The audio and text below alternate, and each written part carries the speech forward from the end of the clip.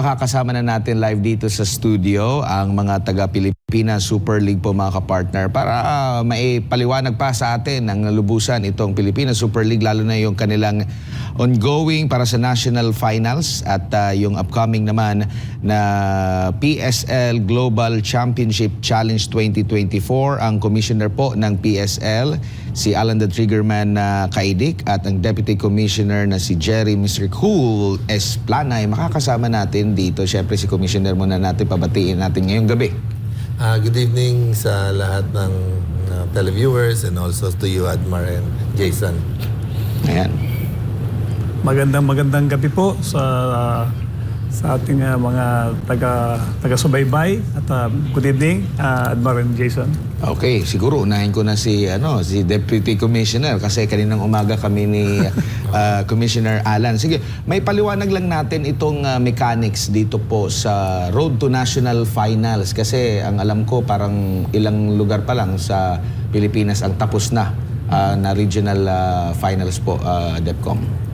Yes, bago ko sabihin yan, gusto ko lang magbigay ng background. Ano ba yung PSL? PSL po is the brainchild po ng ating puting Congressman Claude Bautista at gusto niya pong mahitay ang mga kabataan. So ito pong ating ginagawa po na Global Challenge, ito po yung flagship program po nila wherein tinatap po natin ang mga kabataan born 2008, born 2006, and born 2004. Nag-start na po kami ng aming mga regional finals, mga leg. We had these 4 regions, NCR, Luzon, Visayas, and Mindanao. Okay? Sa NCR po, ang mga perennial na naman nagcha-champion, yung mga team ng Manila, nakalaban po ang team ng Caloocan.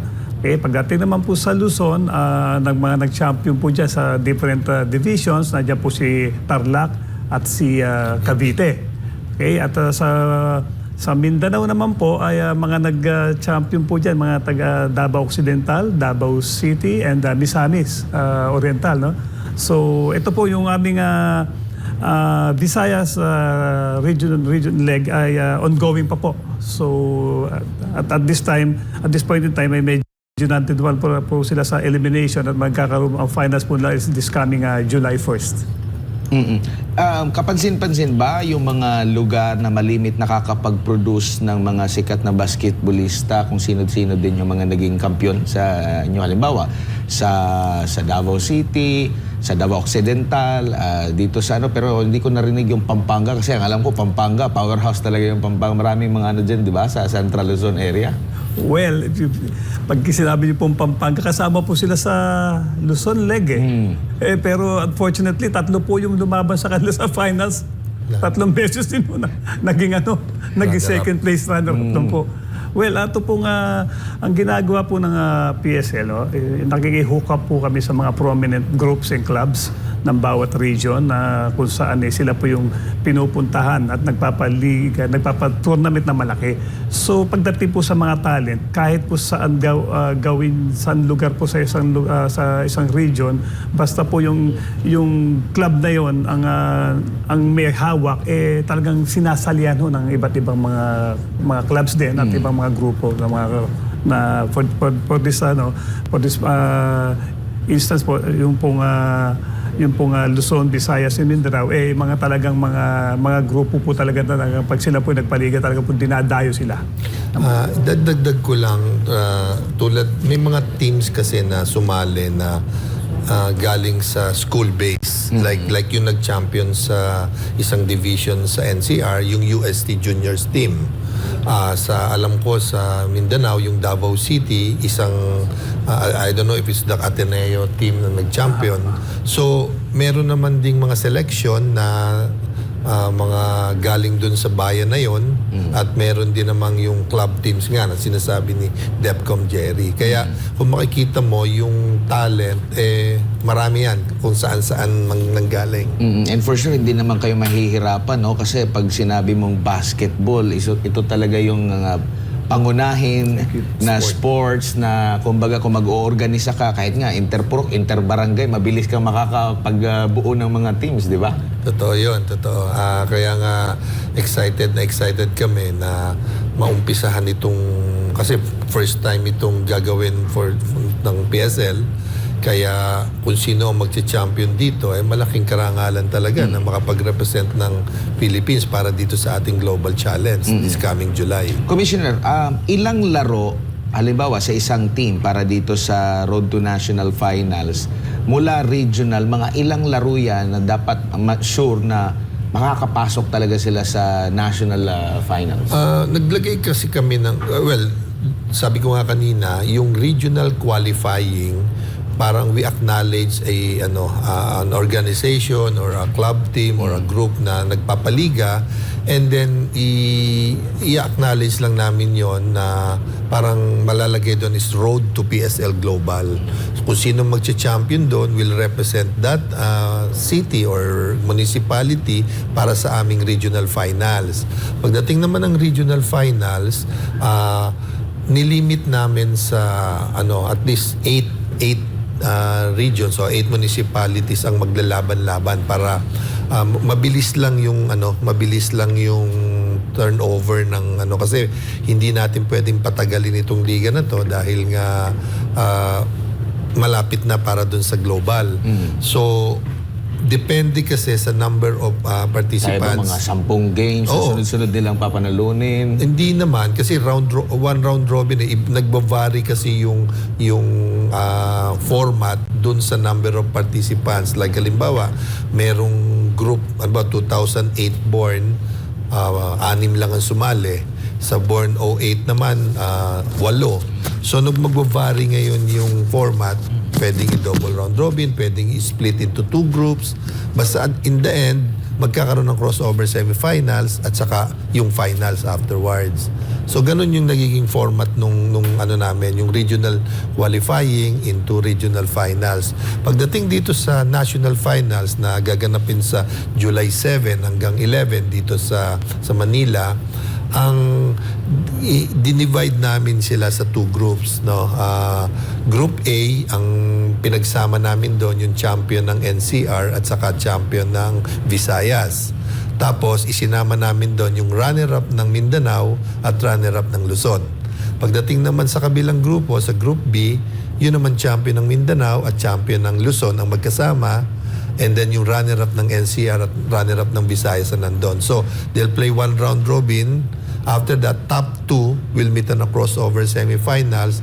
And then finals, kung sinong magcha-champion, yun ang magre-represent sa Philippines. So kumbaga ang isang team, halimbawa kung saan siya galing na region, basically malalabanan niya yung iba't ibang mga lugar talaga dito sa Pilipinas. Yeah, kung titignan mo yung path nung team, limbawa, nag-umpisa ka sa isang organization, yung sa liga mo, nandun yung uniform, di ba? Limbawa, sabihin mo ng Tigers, whatever. Yeah.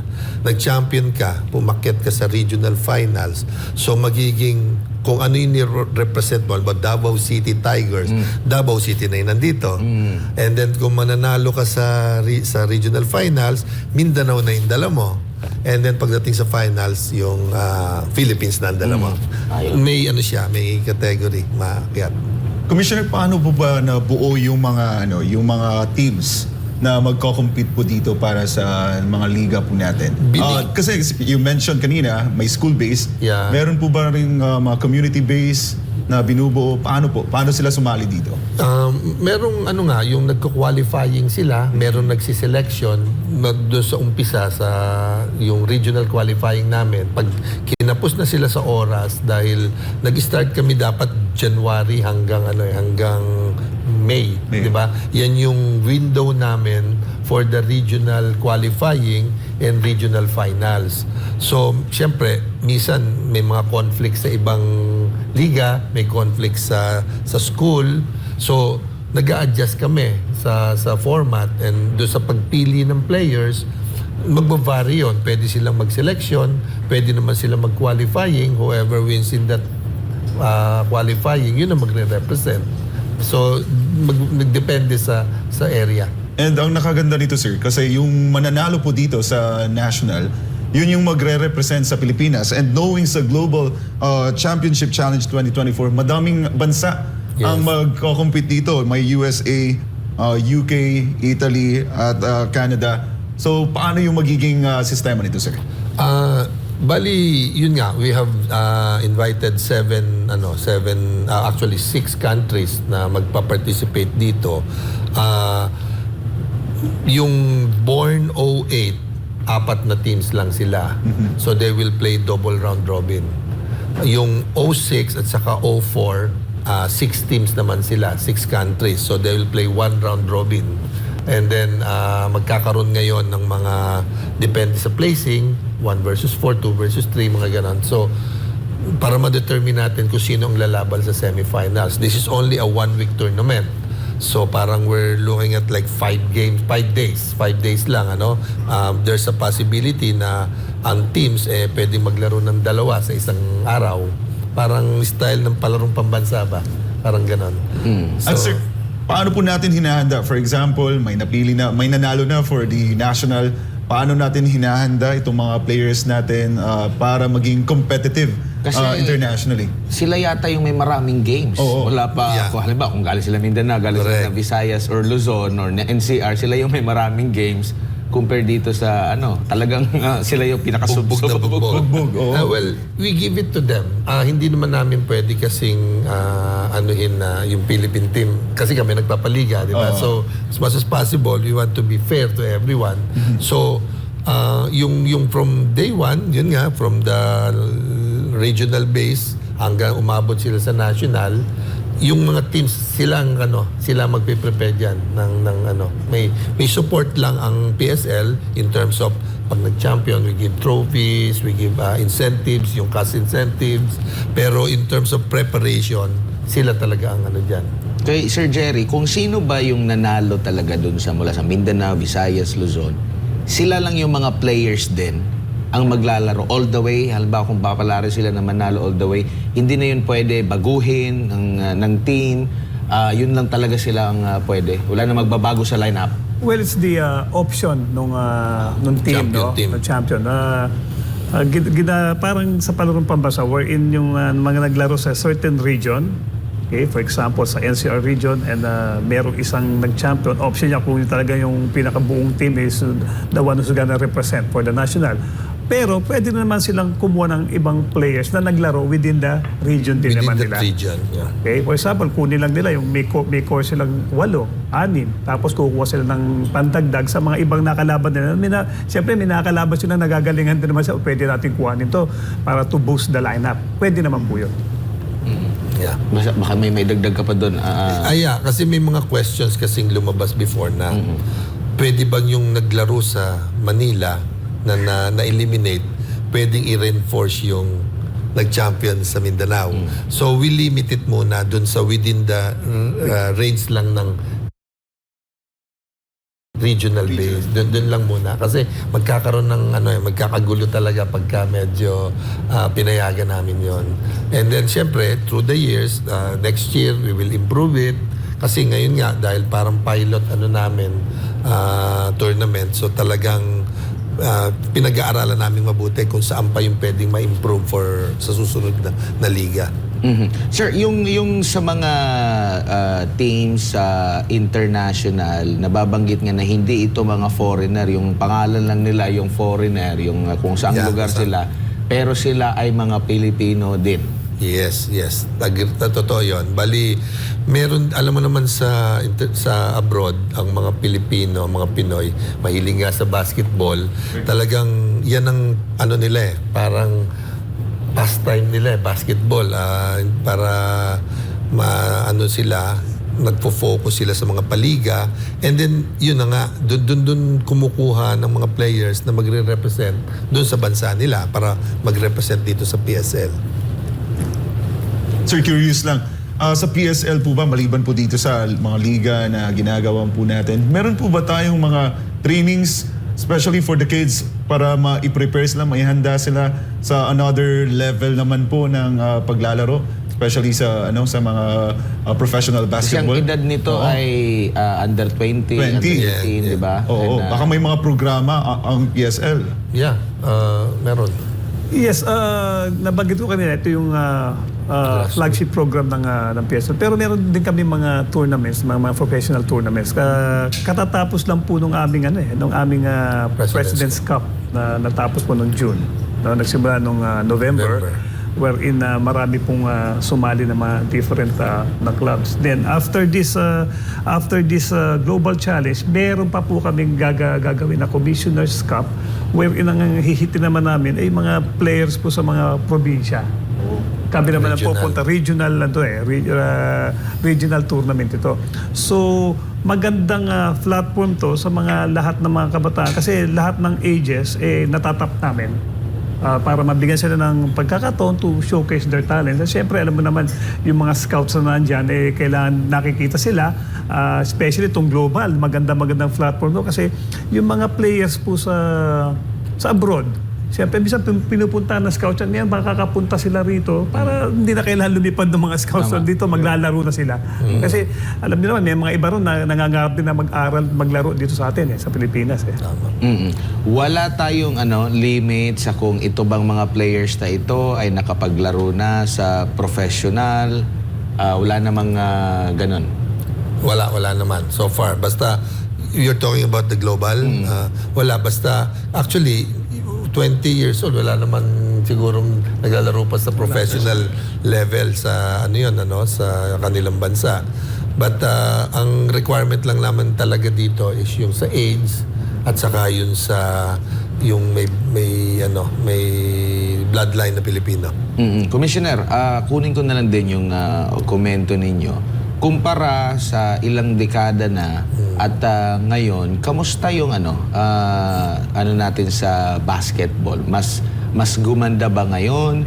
Mas tinatangkilik ba? Alam natin, marami na rin mga nagsulputan na iba't ibang mga sports at kahit yung mga liga sa basketball, medyo, alam mo na, may maraming mga viewers, may iba pa nga na hindi sumikat dahil pro player sila, sumikat sila sa online, sumikat sila sa mga yung tinatag na Dayo serye, di ba? Yung mga ganun. Ito'y wala noon kasi wala naman talagang social media noon.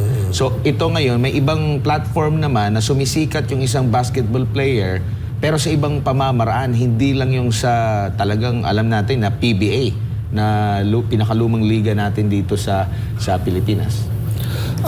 Para sa akin kasi, ang malaking difference nung araw at saka ngayon, nung nag-umpisa ako, nagta-try out kami sa mga school para makakuha ka ng spot, para makalaro ka. Ngayon, mostly, nire-recruit ka. So, there's a big difference there. Kasi in terms of, ikaw, bata ka pa lang, meron kang ambition na maging player. Pag ikaw ni-recruit at the early age, medyo may tendency mag-relax ka eh. Parang ang feeling mo is, re-recruit ako ng, halimbawa, you're from the province, re-recruit ka sa Manila, parang may ibang may ibang dating sa player eh. Unlike before na pagsisikapan mo talagang mapasama dun sa lineup. So, dun sa ganung ganung sistema nung araw, talagang paghihirapan mo yung road to your dream, di ba?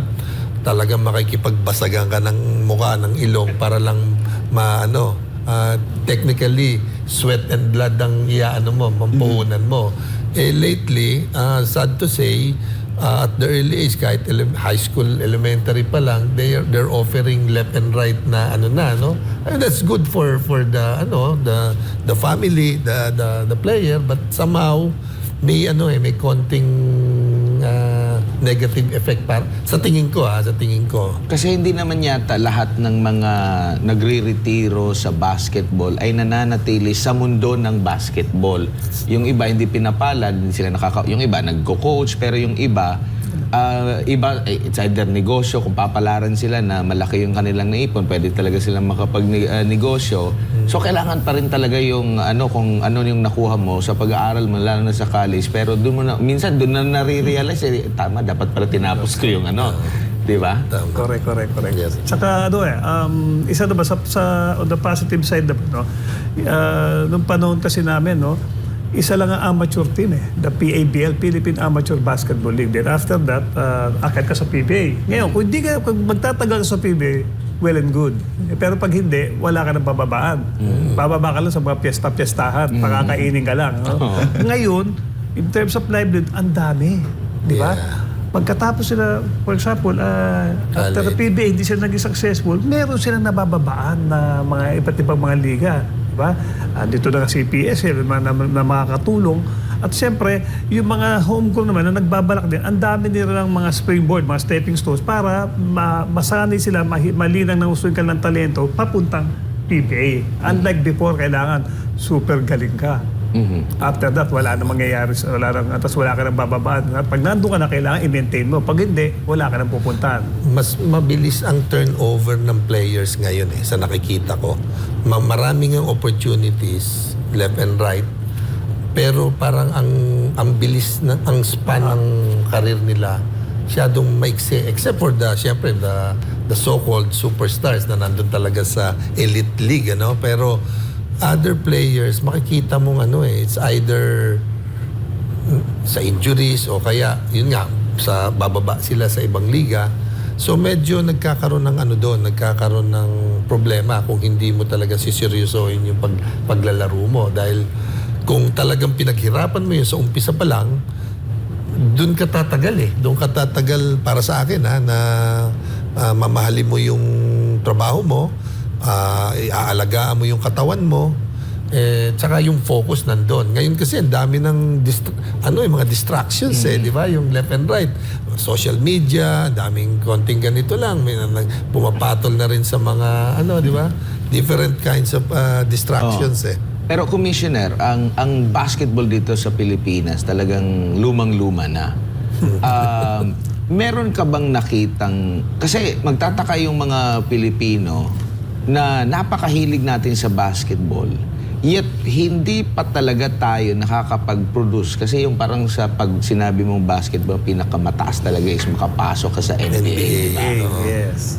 Meron ka bang nakikitang growth? Ano kaya ang nakapagpapigil sa mga Pilipino na makapag-produce? Yung mga kapitbahay natin na mga dito sa Asia, China, Japan, meron na talaga sila yung full-blooded na mga nila na nakapasok ka doon. At ano sa tingin mo? Kasi isa tayo sa may pinakamatandang liga dito sa Pilipinas, yet masyadong mailap sa atin na makuha yung spot na yun. Meron ba tayong growth or hanggang Pilipinas lang yung level talaga natin? Tulad ng nasabi ko kanina, napapamper ang mga bata, lalo na pag may potential. Di ba? Parang hindi na ma-maximize yung yung level na kung talaga. Kasi kung ako may anak na lalaki at magaling yung bata, iti-train ko talaga sa abroad right away yun at the early age para may chance na makarating dun sa NBA. But kung basta nag-i-improve tayo, tumatangkad din tayo, pero yung mga kalaban natin, ganun din. So the competition is really tough, lalo ngayon. Tsaka nabanggit mo, kung may anak ka, iti-train mo agad sa abroad. Bakit kailangan sa abroad tayo mag-train? Alam mo kung bakit? Kasi, that's a good point. Kasi alam mo, kaya ko nasabi yan, dahil pag nandito kasi, halimbawa, angat ka na sa level natin, hindi ka na mag-i-improve So you need something na kailangan mong makipag-compete para ma-overcome mo yun. Kasi ma-stagnant ka na lang doon kung dominating ka na dito sa Pilipinas, angat ka, matangkad ka, malakas ang katawan mo, hanggang dito ka na lang, di ba? Kung kailangan mo i-train doon, mas maganda ang magiging ang exposure mo at saka Speaking experience. of abroad commissioner, saan ba? US kadalasan, ang iba sa Asian countries, yung mga magaling sa trainings? Ako, you have to be talaga open di ba? Pwedeng US, pwedeng sa Europe kasi yan yung trend ngayon, di ba?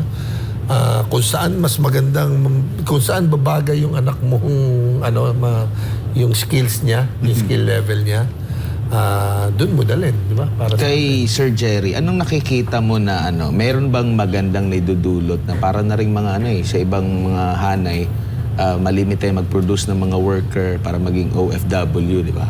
Sa mga basketball player din, nakakapag na rin tayo sa ibang kinukuha na rin. Ano ba ito? Magandang senyales ba ito na nakukuha yung mga players natin like sa Japan, sa Korea? Itong mga bansang ito, kung tutusin, natatalo din ng Pilipinas, especially itong lately. Pero mas mas naano sila doon. Well, alam natin, mas malaki-laki yung kanilang sahod. Pero baka aabot tayo sa punto na magkakaroon tayo, kumbaga, sa iba pang trabaho, nagkakaroon ng brain drain. Baka magkulang tayo ng mga ganyang talento na yung mga, kahit na yung mga liga natin, baka mabawasan na ng excitement pag nanood ka kasi yung mga grabe mga talento nandun na sa iba yung dagat. Well, isa yan sa mga signs na nag-i-improve ang talents natin when it comes sa basketball. No? Bihira naman yung dating na na nakukuha ang Pinoy bilang import eh. Okay. And siyempre, sa panahon ngayon, ang dami na rin naglabasan ng mga tournaments, mga liga sa abroad where commercially, wherein they get imports from other countries. In particular nga, nagkaroon sila ng tawag na Asian imports. So, bigla tayong nagkaroon ng na pagkakataon. Well, marami tayong kakompetensya sa Asia, pero bakit ang Pinoy medyo hindi nawawala sa isip na it's because nag-i-improve na tayo. Balikan ko yung sinasabi mo na baka meron tayong pwedeng makapunta sa NBA. I'm still hopeful na baka. Di ba? Kasi the way na paano yung parang parang napakadali na sa Pinoy na maglaro ron eh. Nung araw parang pangarap mo maging import eh. Ngayon parang normal na, basta galingan mo na. At alam mo yung ang mga coaches natin ngayon, well-trained na rin at pwedeng makipagsabayan sa ibang mga coaches sa abroad eh. Kaya kung ano yung alam na ng mga coaches doon, alam na rin ng mga coaches natin yun eh. So ganun yung nakikita ko. Ngayon, yung sinasabi mo na mas mababawasan yung excitement dito, hindi naman kasi napakadami natin magagaling na players. Kahit nagpunta yun doon, may mga pumapalit dito. And eventually, yung mga naglalaro sa abroad, pag medyo tapos na yan at medyo gusto nang bumalik dito, babalik at dito yan eh. Sa Pilipinas para pakita nila yung galing naman na para sa mga Pilipino na mga basketball aficionados. Siguro bilang panghuli na lang, Commissioner at DepCom, ay imbitahan natin ang mga manonood, lalo na dito sa upcoming natin na national finals mula ito sa iba't ibang rehiyon, probinsya ng ating bansa na talagang sub-sub sila at kung sino man ang mananalo dito ay haharap sa mga Pilipino din pero galing sa iba't ibang lugar sa mundo. Yes, inimbitahan ko po ang mga ating mga taga-subaybay ng basketball sa buong Pilipinas po. Meron po tayong national finals ng mga PSL. Okay, national finals global challenge nagaganapin po sa July 7. Okay, at hanggang 11 po. At ito po ay gaganapin sa Victoria Sports from as early as 8 o'clock po. Magsisimula na po ang labanan dahil napakarami pong kasali rito. So, inaanyayahan ko po kayo. Then, mananalo po rito magre-represent naman po ng Pilipinas para po sa global na si Comalan po magsasabi sa global. Well, idadagdag ko lang yung championship po ng national namin ay gaganapin sa Phil Oil Arena. Yes. And then right after that, a few days after that, yun na po yung PSL Global Championship Challenge. July 15 po sa Araneta Coliseum ang opening namin. Magkakaroon po ng triple header dyan. And bawat division, 08 muna, the 06 and then 04. Sa 04 po talagang pinagharap na namin kaagad yung Philippines at saka yung USA team na magre-represent po yung NABA Intercity, yung North American Basketball Association na talagang ang balita namin talagang pinaghandaan nila itong liga na to. So after po ng opening namin from July 16 hanggang July 20 sa Victoria Sports maglalaro po sa Quezon City and then ang finals namin sa 21 pupunta po tayo ulit sa Phil Oil Arena. So, yun po. Naasahan ko ang suporta nyo at sa pagdasal natin na maging successful po itong event na ito dahil very excited po kaming mga taga-PSL dito dahil kung sino po magcha-champion dito first time talagang magandang bragging rights yan pag ikaw ang unang nag-champion dito sa Global Championship Challenge. Ayan, so tutukan natin ang National Finals at yung Global Championship Challenge ng Pilipinas Super League. Maraming salamat kay Commissioner Alan Caidic at kay Deputy Commissioner Jerry Esplana sa oras at naway maging matagumpay ito at suportado natin to, no? Dahil alam naman natin na magandang avenue din ito na dito maging busy yung ating mga kabataan ngayon.